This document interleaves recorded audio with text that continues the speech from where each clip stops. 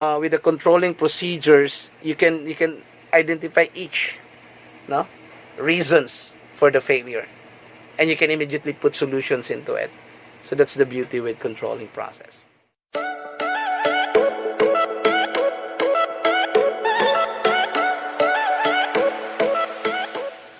Hi, good morning everyone. So once again, we're going to talk about the last part of the function, which is the controlling. And I hope that with the previous discussions we have, you still remember what is this. I mean, again, I'm doing this to have it as your guide again when you try to do some review. You can just watch it and remember what the controlling is all about, so that you can make use of it in answering all the cases that we have in our midterm exam.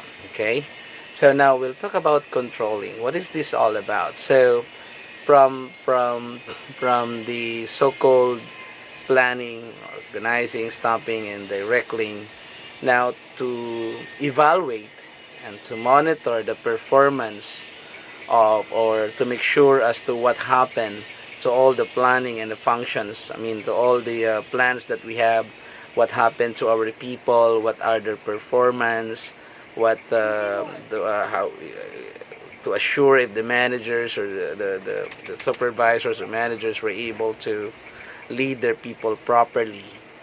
We have this function.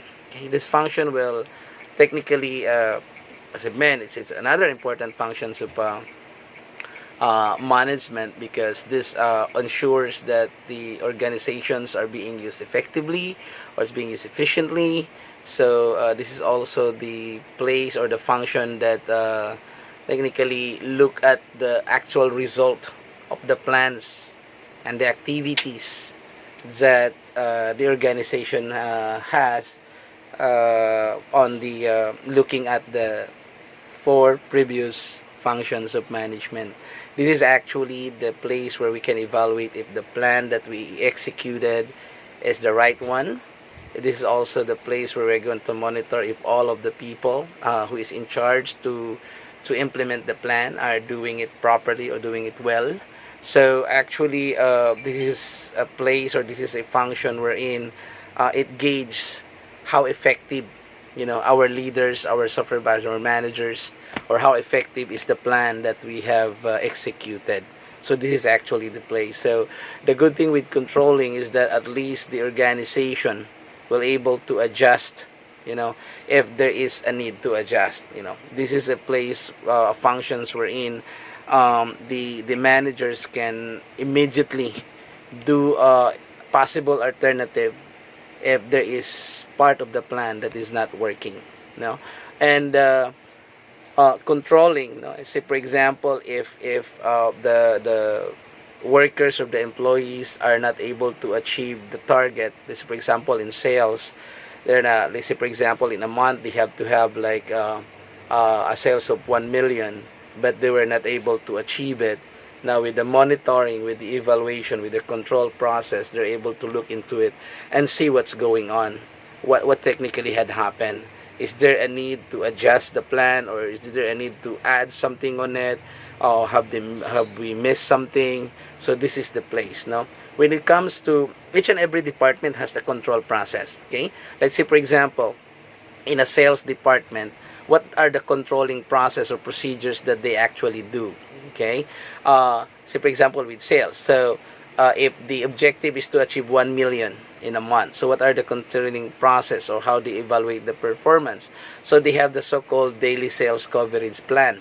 What is this daily sales coverage plan? The daily sales coverage plan will measure if the employee or the sales executive or the salespeople were able to achieve the objectives in a daily basis. So for example, if they need to sell like 5,000 a day, the daily sales coverage plan will tell the salespeople that, hey, you have to sell 5,000 a day, and this is how to sell it.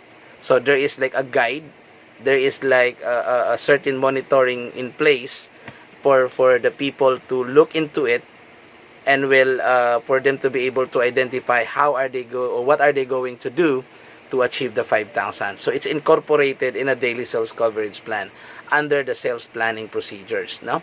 So that's actually the control process, because we need to do this, as I've mentioned, to evaluate and to check if each and every department are performing well, no? So this is a job of a manager. At the end of the day, when I was a sales supervisor before, I have to make sure that at the end of the day, my people is working properly and they were able to achieve what is expected them to achieve.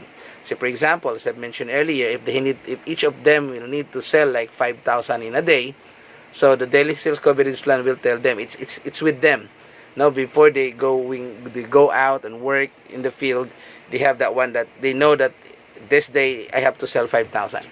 And how to sell this or how to do this, there is like a list of customers that they need to go and they need to visit for them to be able to get a sale. Now, so they know what to do. So everything is in process. Now, at the end of the day, me as a supervisor, my controlling process, my monitoring process, my evaluation process is just looking at those coverage plan. So at the end of the day, when we see each other in the office, then I have to check, hey, how much is your sale, how much, and so on and so forth. Now, if they get like 5,000, good. If they get more than 5,000, like 6,000, that's better. Now, if they get less, it's not bad.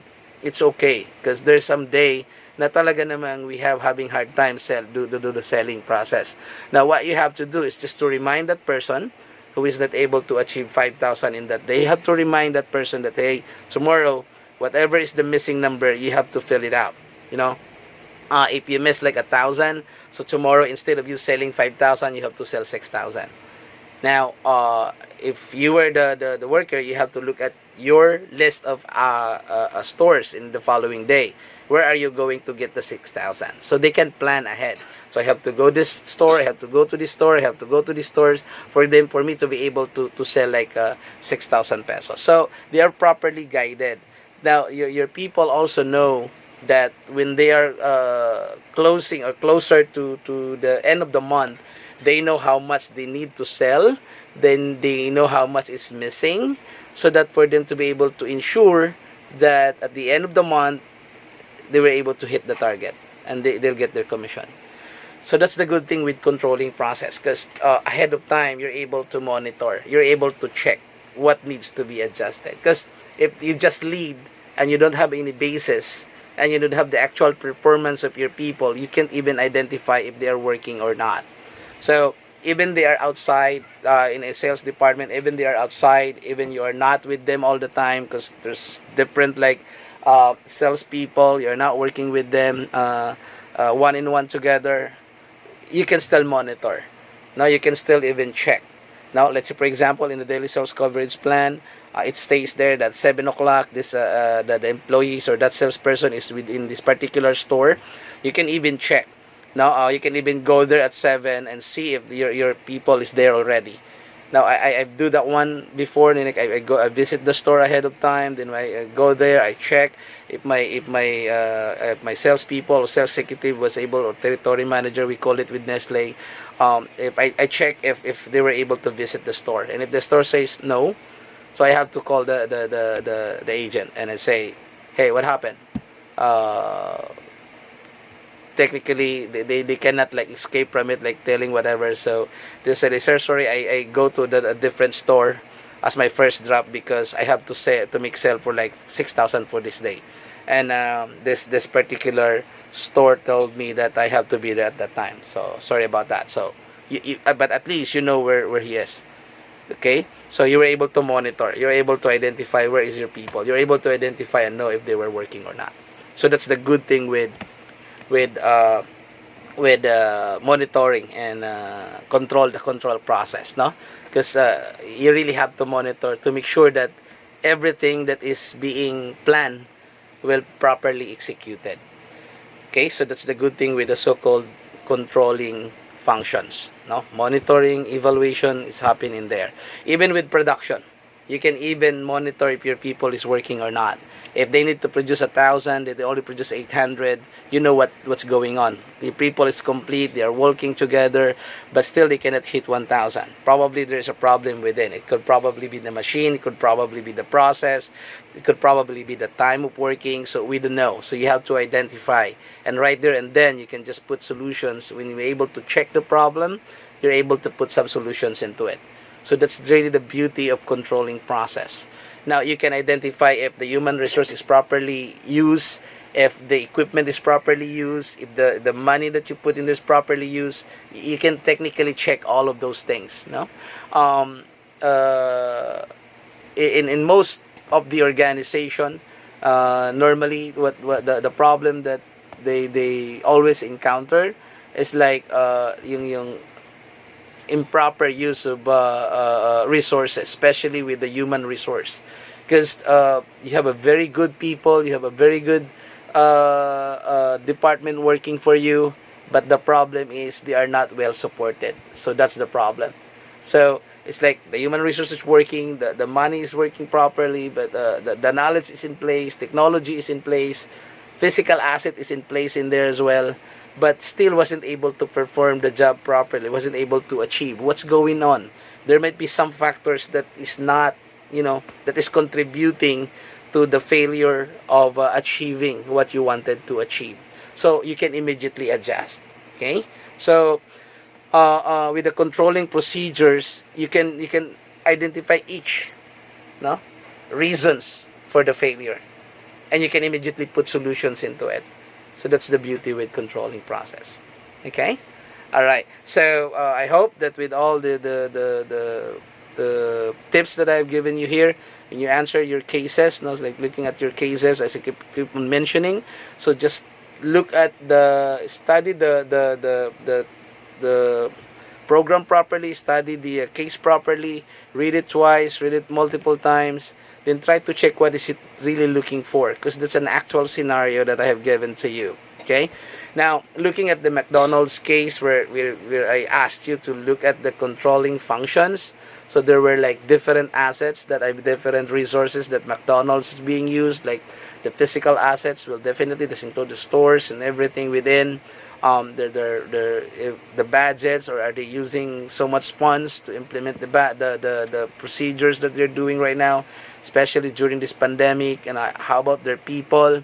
How about the knowledge of their human resource? How about the technology that they're using? Are they using this properly? Are they using it to the maximum? No, by just looking at it, by just observing it. What do McDonald's are doing right now in this pandemic? No, do they use their asset physically? 100%. Do they optimize it? How about their human resource? How about the technology? Did they make use of it? You have to look and evaluate into that one. And in that case of McDonald's as well, I'm asking you if the physical, the money, the human resource, the knowledge and technology are being optimized properly. It's up to you to look into it. You can just go online and just maybe I know some of you were able to go out, but I'm not asking you to go out. But if you were able to notice what McDonald's is actually doing right now, then you can definitely answer the question, okay, or answer the case. So that's everything about controlling is in that case of McDonald's that I have mentioned. Okay. So thank you once again. Hopefully that you're able to watch this video, and the next video that I'm going to develop or to have here is about the marketing, but that's not part of the midterm exam. So this is just for your management part of the integrated business principles. Have a good day, everyone, and keep safe, and good luck with your midterm exam. Bye for now.